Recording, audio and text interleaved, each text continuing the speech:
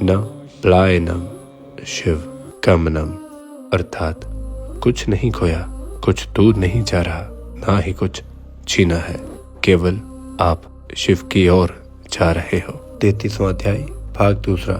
उपमन्यु जी की भक्ति। उपमन्यु जी अपनी माता जी से बोले, हे माता, तुम दुखी न हो, मैं अब शिव को प्रसन्न करके ही दूध प्राप्त करूंगा, किंतु इतना कह दो कि वह शिव कहाँ मिलते हैं। उनके पास बहुत सी गायें होंगी, मैं उनसे एक गाय तो अवश्य मांग लूंगा।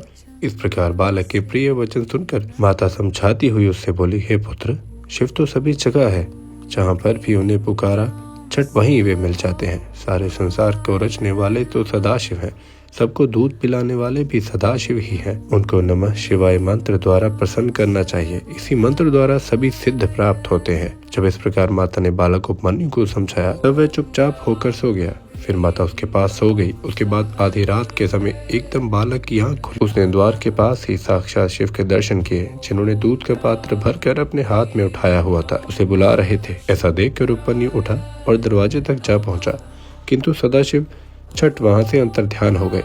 बालक ने विचार किया कि कहीं सदाशिव बाहर न चले गए हों। फिर वह भी घर से बाहर निकल आया।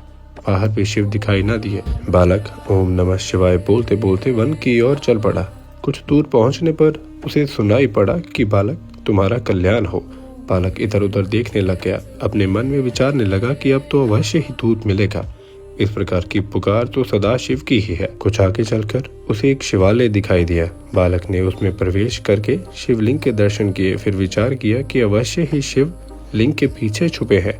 तब तो रो रो कर छिपी मूर्ति से दूध मांगने लगा।